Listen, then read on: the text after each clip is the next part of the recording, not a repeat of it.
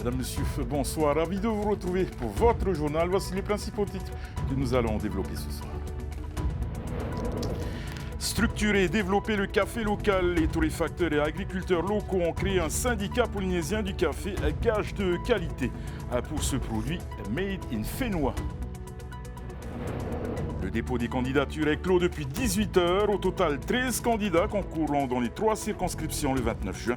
Nous évoquerons cela avec Edouard Fritsch, président du Tapura Huir Atira. Il est notre invité ce soir. Nous irons également au commissariat rejoindre notre collègue Esther Parocordet qui nous donnera plus de détails sur les candidatures déposées. Meiling Fungsung a été élue Miss Dragon 2024 hier soir après 3 heures de concours. Elle succède à Reiti Ung. Elle est la 52e Miss depuis la création du concours en Polynésie. Et puis, comme tous les dimanches soirs, notre traditionnelle page consacrée à l'actualité sportive de cette fin de semaine. Ce sera en deuxième partie de journal avec notre spécialiste, Oriano Tifao.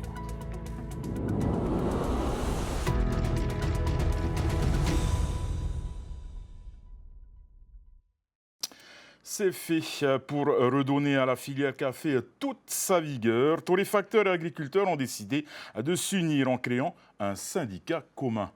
Notre journaliste Meriti Atto est allé à leur rencontre à la Presqu'île. Regardez. Le café or noir de la Polynésie, ça, c'était avant la mise en place du centre d'expérimentation du Pacifique. Depuis, il n'a cessé de perdre sa valeur marchande. Aujourd'hui, plusieurs torréfacteurs et producteurs sont prêts à reprendre les choses en main en créant un syndicat. Objectif, une meilleure qualité du café made in Fénois et le retour sur le marché international. On a été obligé d'importer du café, parce qu'en 1960, on exportait du café. On sait très bien que la consommation de café en Polynésie, tout cumulé, le moulu, le vert, le soluble, etc., c'est à peu près 800-900 tonnes.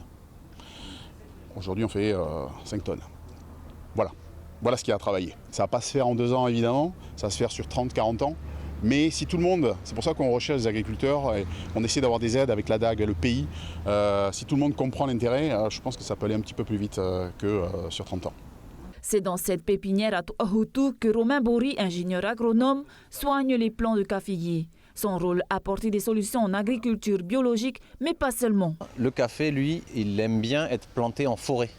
Et donc on apporte ici les techniques d'agroécologie de base, mais on incorpore aussi tout l'art de l'agroforesterie. 650 plants de café ont été mis en terre cette semaine à Afahiti. Pascal Mati, ancien maraîcher, a décidé de se lancer dans l'aventure.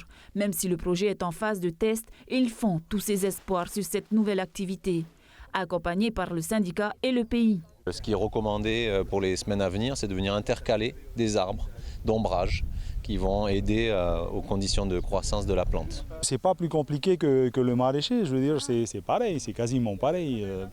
Il n'y a pas de secret. Après, moi, comme je disais tout à l'heure, je ne joue que par le compost.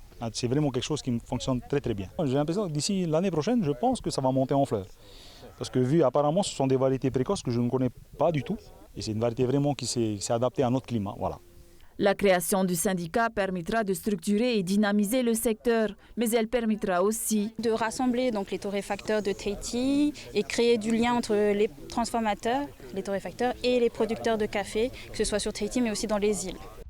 Les futurs adhérents devront garantir de la qualité de leurs produits en permettant de retracer l'origine du grain. La charte du syndicat polynésien du café favorise l'équité, la transparence et la valorisation des producteurs. Et nous ouvrons à présent notre page consacrée aux élections législatives.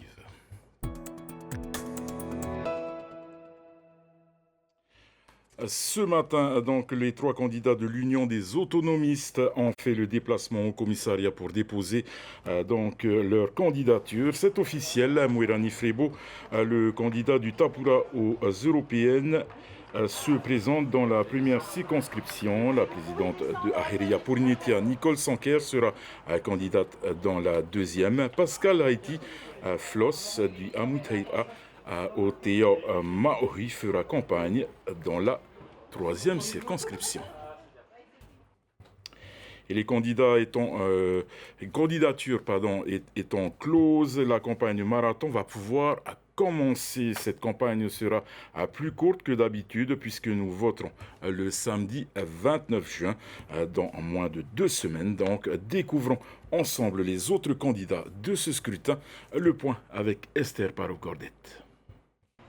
Un ouf de soulagement se lit sur le visage de Naomi Mihiura après avoir déposé sa candidature. Elle éprouve même le besoin de se réfugier en pleurs dans les bras de sa sœur. Le dossier de candidature n'a pas été simple à préparer au vu des délais trop courts. Ça va, Naomi, qu'est-ce qui t'émeut? Je suis émue parce que ça y est, c'est officiel. Hein. Là, on est candidat sur la Circo 3. On n'était pas sûr d'y arriver il y a quelques heures encore. On s'est décidé hier matin et entre je pète son suppléant et finalement je ne peux plus parce qu'un tel m'a appelé et tout. C'était vraiment jusqu'à la dernière minute, on commençait à perdre espoir, mais ça y est, c'est officiel. On est candidat sur la circonscription 3. Après avoir claqué la porte de l'Union des autonomistes vendredi parce que sa candidature n'a pas été retenue, Naomi Mihiura se lance seule aux législatives. Les réseaux sociaux, c'est un peu David contre plusieurs Goliaths en face, mais avec un peu de courage et beaucoup d'amour pour son pays, je le fais aujourd'hui, pour ma génération. Peut-être certaines propositions sur la cherté de la vie, et là aussi c'est l'occasion de rappeler qu'il faut arrêter tous ces clivages entre autonomistes et indépendantistes, puisque dans la réalité des choses, la cherté de la vie, elle est la même pour tout le monde. James O battra campagne dans la première circonscription et Tutu Tetuanui dans la deuxième pour le Rassemblement national Tenati. Éric Minardi n'est pas candidat. Le président de Tenati n'a eu que 3 jours pour trouver des titulaires. Mais pas question pour lui de se tenir à l'écart des élections anticipées, surtout après la victoire du RN aux européennes. Le RN avec Jordan Bardella qui a de fortes chances d'être Premier ministre. On va avoir un ministre de l'Outre-mer, donc RN. Et bien entendu que je me devais, disons, d'avoir des candidats dans la 1 et dans la 2. Donc c'est quoi le programme? Le programme, c'est déjà, on va essayer donc avec le ministre de l'Outre-mer d'organiser le remboursement de certains de ce qu'on dénonce depuis des années, c'est-à-dire le remboursement concernant les essais nucléaires et donc les maladies radio-induites. Pas de candidat pour Tenati dans la 3e circonscription. Mais quelques heures plus tard, Jules Tara se présente au nom du Rassemblement national. Inconnu en politique, cet ancien militaire prétend être investi par Marine Le Pen. Mais à la sortie du Haut-Commissariat et après le coup de fil qu'il a reçu d'Éric Minardi, Jules Tara se lance dans la 2e circonscription en tant que candidat libre. Oui, il vient de m'appeler en fait. Il m'a dit que tu dois représenter tout seul parce que là, il n'est pas du tout au courant par rapport à la politique qui a été menée en France en fait.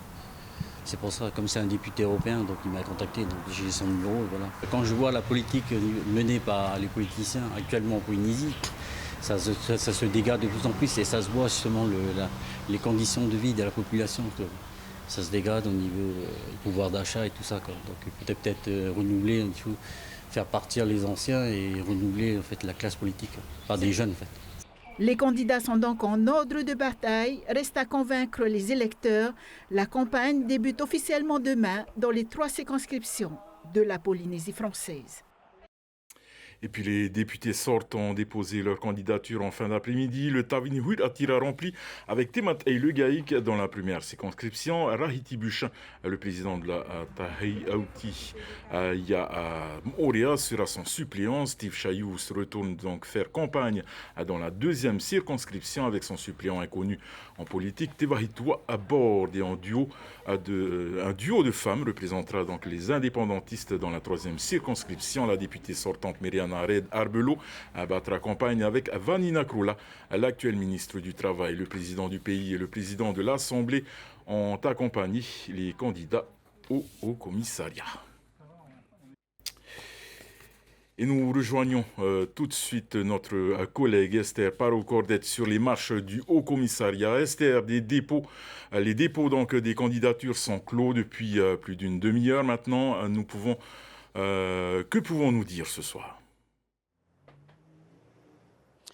Oui, bonsoir Davidson. La commission électorale procède actuellement à un tirage au sort pour déterminer l'ordre d'affichage sur les panneaux électoraux. La commission de propagande, tout va se précipiter en fait. La commission de propagande se réunit demain 9h et tout de suite il y aura la validation, tout de suite il y aura l'impression des prospectus et avant la mise sous pli des prospectus mercredi. Ce n'est pas ça la nouveauté Davidson. La nouveauté, c'est que tous les candidats que j'ai rencontrés aujourd'hui regrettent le délai très court pour fournir une douzaine de documents, dont notamment l'accord du mandataire, la personne la plus importante pour une campagne, et même les partis politiques. On l'a vu, ils n'avaient qu'une semaine pour décider qui sont les candidats qui vont courir pour les partis dans les 3 circonscriptions. C'est précipité pour tout le monde, même pour le Haut Commissariat. Les agents n'ont jamais eu à travailler dans des délais aussi serrés. Conséquence, en 2022, il y avait 25 candidats. Aujourd'hui, on compte, la commission compte 13 candidats, 4 dans la première circonscription, 5 dans la deuxième et 4 dans la troisième circonscription. Donc tout va se précipiter. La campagne commence déjà officiellement demain pour les candidats. Et il se pourrait que certaines îles ne seront pas visitées parce qu'il ne reste plus que 11 jours pour faire campagne. Davidson. Merci beaucoup Esther pour toutes ces précisions. Et nous recevons sans plus tarder le président du Tapura Huiratira, M. Edouard Fritsch. Bonsoir Davidson. Je vous souhaite aussi bonne fête. À toi-même d'abord et à tous les spectateurs qui nous regardent ce soir. Maruru, président. Partez-vous confiant en voyant donc toutes les candidatures déclarées? Je crois qu'il faut rappeler que lors des dernières élections, il y en avait 25. C'était quand même pratiquement le double de ce qu'il y a cette fois-ci. Donc il n'y aura pas autant de monde sur les plateaux, c'est surtout chez vous que ça va se passer. Et puisque le temps est court, et puis sur les réseaux sociaux, je pense qu'effectivement là aussi, beaucoup de choses vont être dites. Mais je parle confiant du candidat. Le candidat du Tapura Huiratira dans cette entente avec les autres candidats est un jeune que j'ai souhaité vraiment placer dans cette course. Et je voudrais remercier les autres parce que nous étions supposés nous présenter dans les 3 circonscriptions. Cela fait effectivement 6 candidats. Et en fin de compte, le Tapura Huiratira, dans cet acte d'union avec les autres, ne pourra placer qu'un candidat. Donc ça graisse beaucoup des dents. Les tractations ont été laborieuses. Ces législatives anticipées ont-elles finalement favorisé l'accouchement de la plateforme? En tous les cas, j'étais moi-même très optimiste. Les chiffres parlent d'eux-mêmes.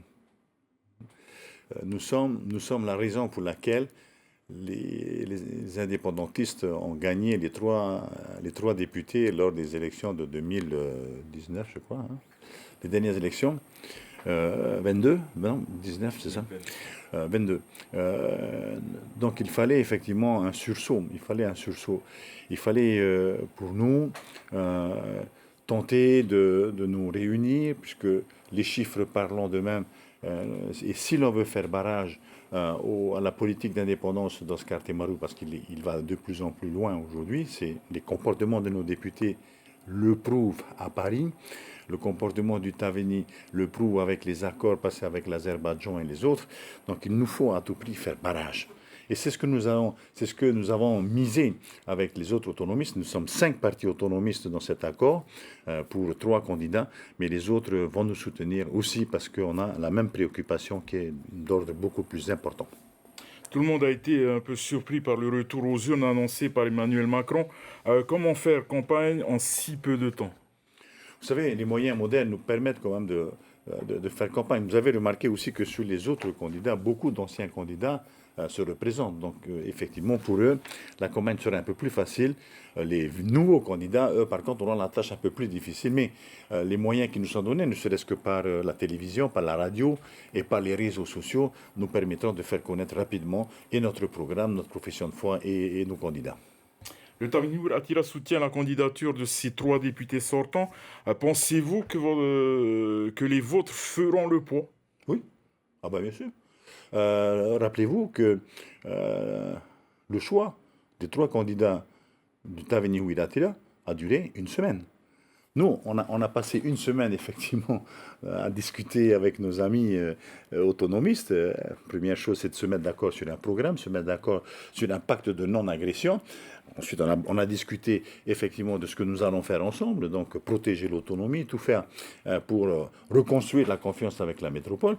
Tout cela, nous l'avons fait en une semaine avec la liste des 6 noms terminée vendredi. Alors que du côté du Tavenir Attila, ça a pris une semaine, en fin de compte. Pourquoi faire? Pour remettre les mêmes candidats. Je pense qu'effectivement, on a une chance. Moi, je suis convaincu. On a l'impression que ces législatives anticipées ramènent le débat politique sur le clivage autonomie-indépendance. Est-ce votre sentiment? Ben, c'est pas nous qui l'avons fait. C'est pas nous qui l'avons fait. Rappelez-vous des discours de nos députés à l'Assemblée nationale, des discours agressifs vis-à-vis de la représentation nationale, vis-à-vis du gouvernement national. Rappelez-vous des opérations qui ont été menées pour essayer de monter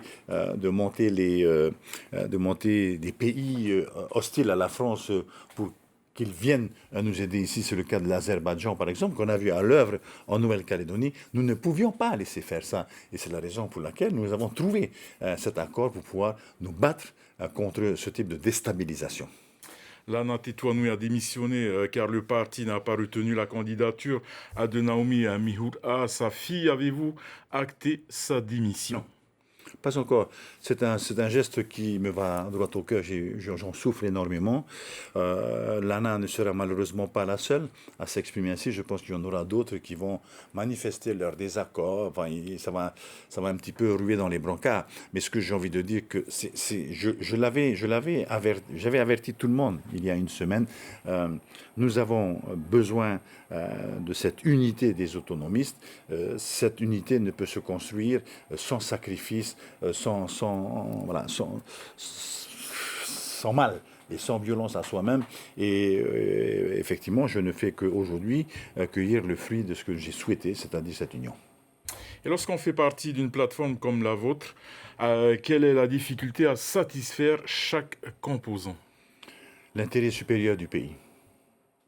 L'intérêt supérieur du pays.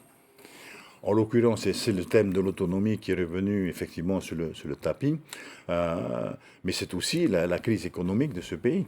Nous n'allons pas attendre que les jeunes deviennent violents parce qu'effectivement on a l'impression qu'aujourd'hui, avec la disparition des CAE, cette politique non volontariste de création d'emplois, et j'en passe, donc nous allons nous battre là-dessus. Merci beaucoup, Monsieur Flitsch, d'être venu sur notre plateau ce soir. Alors, je vous rappelle donc les candidatures déposées ce soir à la clôture des inscriptions.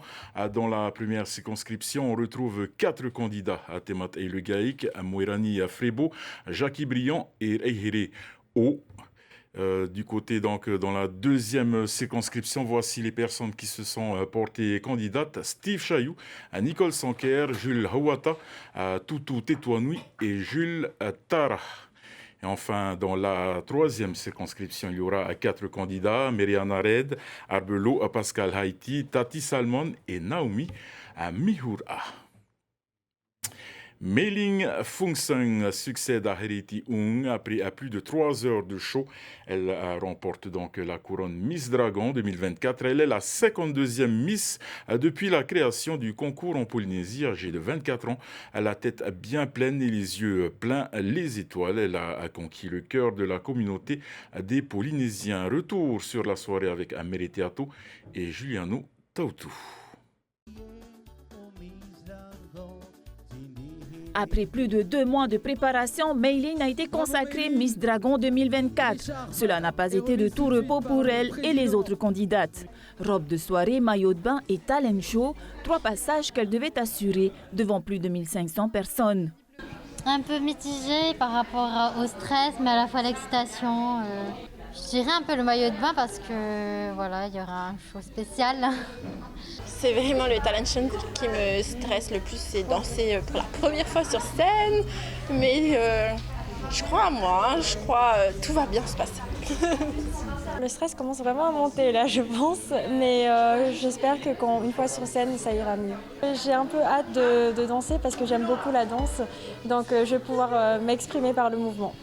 Du côté du public, la tension est montée à chaque passage. Personne n'aimerait être à la place du jury. C'est une amie de la famille et aussi je trouve qu'elle a beaucoup de potentiel pour représenter la communauté chinoise en Polynésie et notamment à l'international pour Miss Chinese International. Elles sont toutes ravissantes, hein. Ça va être très très dur, j'aimerais pas faire partie du jury, vraiment. Elles étaient une bonne cohésion entre elles, c'est devenu de véritables amies, des copines, franchement, très belle expérience pour les filles. Je vais pas mentir, moi j'ai vu que ma cousine que la 7. C'est notre étoile, c'est la flamme olympique de ce soir pour nous. Un petit mot pour ce soir, que toutes les filles sont belles. Pour toutes les mamans, elles sont toutes belles, elles sont toutes des Miss. Elles ont chacune représenté les fleurs d'Asie, mais aussi de la Polynésie hier soir. Mei Ling est élue reine de beauté. Angelina Maduasinkin Kartadinama et Cynthia Wong sont ses dauphines. Toutes les candidates qui étaient là méritaient vraiment de gagner et j'arrive vraiment pas à y croire que ce soit moi qui ai gagné ce soir. Et pour mes ambitions en tant que Miss, j'aimerais vraiment inviter les nouvelles générations à continuer à perpétuer nos traditions, la culture chinoise et nos valeurs. En 2025, Mei Ling Fung-Sung représentera le Fénois au concours de Miss Chinese International. Et comme chaque dimanche, on décortique l'actualité sportive du week-end. Rebondissement dans la course Vodafone Challenge Race, les riders ont créé la sensation au skatepark d'Away. Le paddle tennis continue son ascension fénois et nos hommes forts ont tenté des records. On vous propose le meilleur de l'actualité sportive dans votre rubrique.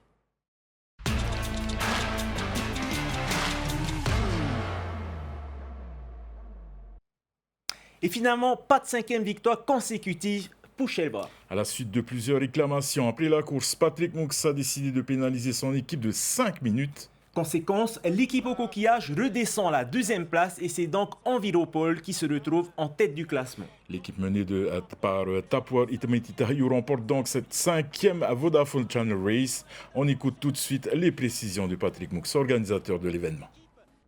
Donc il y a eu plusieurs réclamations sur plusieurs équipes, notamment des équipes phares comme Shell, Team OPT et Air Tahiti. Il s'est avéré que donc, en vue de la réclamation portée notamment par Enviropol, par son entraîneur, ça a été de reprocher à Shell d'avoir fait passer son bateau suiveur dans une zone non autorisée. Et donc comme le règlement prévoit une pénalité, nous avons appliqué la pénalité, même si c'est Shell, même si c'est donc notre équipe. On ne fait pas de parti pris, il faut être juste et on veut que la Vodafone Channel Race soit une course juste et elle restera. Et c'est vrai que donc c'était une décision dure. Mon père l'a validé, il a dit effectivement il faut être juste. Donc on l'a validé ensemble avec tout le monde, avec toute l'équipe. Hein. Donc il fallait sanctionner. Donc comme ça on prouve bien que la Vodafone reste une course neutre. Et c'est une course parfaite qu'ont livré hier les rameuses de Medokva à la Vodafone Channel Race. Emmené par Iloha Asian, l'équipage métropolitain a bouclé les 33 km de course en 2h51 et 51 minutes. À plus de 3 minutes, des Hawaïennes de Kalahuikai prennent la 2e place et les tenantes du titre d'Hilani Yava complètent le podium. Résumé de la course avec Désiré Teivao. Iloha Asian et son équipe de Medokva étaient en démonstration sur le plan d'eau. Après un départ chaotique au milieu de la catégorie des seniors hommes, à la sortie de la passe de Taoné, l'équipage girondin s'installe déjà en tête de course. À l'aise dans le surf, Medokva en profite pour creuser l'écart sur l'équipage d'Ihilani et les Hawaïennes de Kalahuikai. Au poteau blanc de Fa'a'a, les métropolitaines sont toujours en tête. Reléguées à plus de 2 minutes, Vemiti Mauni et son équipage d'Ihilani tiennent leur 2e place avec une avance confortable sur Kalahuikai. Au bout d'1h20 de course, Medokva franchit la passe de Tapuna. Et dans la remontée vers Taoné, Iloha Etienne et ses partenaires confortent leur avance pour signer leur première victoire à la Vodafone Challenge Race. Un succès qui récompense cette année d'entraînement. Franchement, c'était la course parfaite, c'était magnifique, on s'est trouvés dans les sœurs. Le Capitana était dingue, la Fahoro était dingue, donc en fait notre ossature elle était réglée, c'était magnifique et derrière tout le reste de l'équipage a suivi, c'était waouh, c'était de la poésie appliquée là. La consécration pour nous c'est une récompense de toutes ces années de travail avec Iloha en coach et le travail qu'ont fait toutes les filles parce qu'on est une équipe et franchement c'est très émouvant parce que voilà, c'est le résultat de tout ça avec beaucoup de choses et de contraintes, de travail, voilà. En deuxième position pendant une bonne partie de la course, Ihilani craque sur le tronçon entre Tapuna et Taoné. Les Hawaïennes de Kalahuikai en profitent pour doubler l'équipage tahitien et pour décrocher la deuxième place de la course. Ihilani, avec un équipage remanié, doit se contenter de la troisième place. On a bien commencé. En fait, c'est dedans que les Hawaïennes nous ont doublé. En fait, on a fait l'erreur de Tata au moment où elles sont passées. Du coup, elles sont vraiment bien passées, quoi. En fait, déjà, c'est la première fois qu'on rame. Il y avait une Brésilienne, une Américaine. Du coup, c'était la première fois qu'on rame avec elles. On n'a jamais ramé ensemble. Du coup, on s'était dit qu'on allait faire on allait tout donner. Et que l'objectif, c'était d'arriver sur le podium. Mais on s'était dit qu'on va rester sur ce podium et essayer de ne pas se faire doubler, quoi. Avec un équipage métropolitain vainqueur et des Hawaïennes deuxième, le VA féminin à Tahiti a besoin d'une nouvelle impulsion. Et on continue avec le premier match de la sélection de Tahiti dans la Nation Cup 2024 à Fidji. Les Toaeto ont dominé l'équipe de Samoa ce samedi à Suva sur le score de 2-0. C'est Matteo De Grumel qui a ouvert donc le score dès la 4e minute de jeu grâce à cette reprise dans la surface de réparation. Le gardien de Samoa, Joel Baclé, est battu 1-0 pour Tahiti juste avant la demi-heure de jeu. Eddie Gaspard, sur l'aile droite, trouve Teaonui Teho au deuxième poteau sur un centre. Filou, le capitaine, propulse le ballon au fond, a défilé. Tahiti mène à 2-0. Une victoire qui permet aux hommes de Samuel Garcia de prendre provisoirement la tête du groupe B.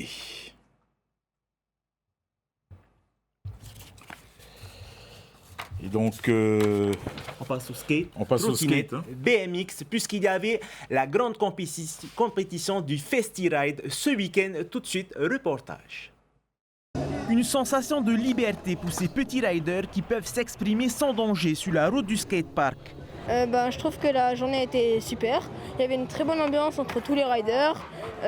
Et aussi, le fait que la route soit bloquée aujourd'hui, ça a pu rajouter un truc en plus par rapport aux autres compétitions, car là on pouvait faire du street pendant que les autres faisaient la compète, ou alors on pouvait venir les encourager et tout, c'était super. Car sur le bitume du skatepark, on enchaîne les figures dans les bowls. À peine plus grand que son vélo, Aaron n'a pas froid aux yeux, il multiplie les tricks, transfert one foot ken-ken. Le petit bonhomme a déjà une bonne maîtrise de son vélo. J'adore le vélo et le BMX, j'ai commencé à 4 ans et le skatepark, ici j'ai commencé à 6 ans. Et c'est terminé.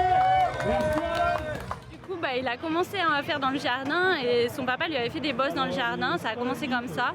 Après, on lui a acheté son premier petit vélo, un 12 pouces, et il a appris en un après-midi à pédaler sans les petits trous, sans les roulettes là.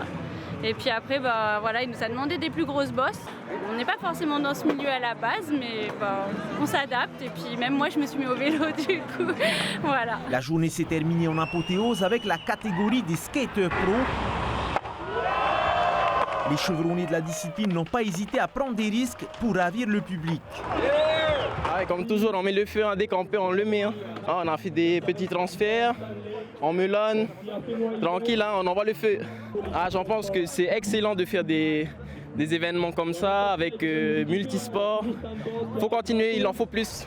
Cette première édition de l'Urban Ride Fest Tahiti a séduit la communauté des sports de glisse en espérant plus d'événements de ce type à l'avenir. Et les gros bras avaient rendez-vous hier à Punaru pour les championnats de développé couché. Près de 70 athlètes étaient présents. Et on note une belle participation des clubs des îles Solvang avec en tête Bora Bora et son vice-champion du monde Tario Terharoa. Reportage. Au Raromatei, la discipline du développé couché a le vent en poupe. Ils étaient une dizaine d'athlètes de la Pelle du Pacifique à avoir fait le déplacement. Un rendez-vous à ne pas manquer pour Tario Terharoa et son club de Fanui Gym. Championnat Polynésie, on ne rate pas celle-là. Vous êtes combien à descendre de Bora? Il y a combien d'équipes et ceux des îles? D'abord, nous, nous gym, 2 filles et 4 garçons. Et les filles, ça y est, ils ont fini. Et après, ils laissent nous là, les Open. Après, ainsi, il y a d'autres clubs comme la zone 3, à Régime. Voilà, on est venu en nombre aujourd'hui. Le principe est simple. Chaque athlète a 3 essais pour valider sa charge la plus lourde. Et le niveau est au rendez-vous. Ah oui, c'est du niveau parce qu'on a déjà notre champion, le vice-champion du monde Talio qui est arrivé avec sa petite troupe, son club en même temps, Farnoui. Et c'est bien, et il attire un peu les jeunes, et il y a du niveau et c'est bien. Tu as fait spécialement le déplacement depuis Taha, comment ça se fait? À la base, on s'est entraîné pour ce championnat en Polynésie de bench press. Voilà, et je voulais voir à peu près le niveau ici, il est pas mal quand même. Je suis dans la catégorie des moins 105. Et aujourd'hui, mon objectif, c'était d'atteindre les 190. Bon, je n'ai pas pu. J'ai plutôt validé ma deuxième barre, 185. D'autres figures de l'haltérophilie polynésienne étaient aussi présentes, comme Gianni Wang-Heng, sacré champion de France de développé couché en février, et Riatara Ratia de son côté, s'aligner sous les couleurs de son nouveau club. J'ai créé cette team, vu que bon, je suis polyvalent, je fais plusieurs sports, le bras de fer, l'haltérophilie, la force athlétique, le bench, Amora Ofei aussi. Et voilà. Cette année, on a essayé de faire petit à petit, de participer à toutes les compétitions. Des athlètes que l'on reverra les 13 et 20 juillet pour les championnats de Polynésie de force athlétique. Et 3 ans seulement après son lancement au Fénois, le padel continue à séduire le public polynésien. Le tournoi mixte, 3e compétition officielle, a démarré lundi avec près de 200 participants. Les temps forts avec Andy Ebb. Les binômes engagés se sont affrontés tout au long de la semaine en fonction de leur disponibilité. L'organisateur a souhaité changer les habitudes des joueurs. La particularité, encore une fois, c'est que c'est un tournoi mixte. En général, les hommes jouent entre eux, les femmes jouent entre elles. Et là, on a voulu un peu changer les codes, du coup, en faisant ce tournoi mixte et mélanger un peu les hommes et les femmes. Voilà, pour que ça soit un peu plus ludique. Ça se passe super bien, je pense que les gens sont contents, tout le monde s'amuse. Pas de blessés, pas de bagarres, donc voilà, tout va bien. Jouer en mixte force les binômes à s'adapter au jeu de l'autre. La cohésion est primordiale pour aller le plus loin possible dans ce tournoi. On ne jouait pas souvent ensemble avant. Et depuis qu'on joue ensemble là, depuis 2 semaines pour faire le double mixte, c'est sympa, quoi. On se fait de nouveaux amis aussi en même temps. C'est super sympa, on est tous en train de kiffer le moment. Il y a vraiment plein de participants, on ne s'attendait pas à avoir autant de monde en mixte. Issu d'UVA, Wilfred Amin et son épouse s'y sont mis depuis 3 mois seulement. Ils apprécient particulièrement la discipline. Ça va, ça s'est bien passé, on ne s'est pas engueulé, donc ça va, tout va bien. Ça change. Je ne dirais pas que c'est facile, mais ça va, c'est prenant. C'est sympa. Un prize money vient motiver les compétiteurs. Le padel plaît énormément aux Fénois. Il faut s'attendre à voir le nombre d'adhésions augmenter encore prochainement. Là, nous arrivons au terme de notre édition. Au programme ce soir sur votre chaîne Exodus, Gods and Kings, un film de Ridley Scott, appuie la rencontre Serbie-Angleterre de l'Euro 2024. Demain, c'est Athéna Milcam qui prendra donc les commandes du journal en vous souhaitant une excellente soirée et une très très belle semaine sur Tête Une Télévision. Et bien entendu, on se quitte avec les plus belles images de sport de cette fête semaine en musique. Bonne soirée à tous.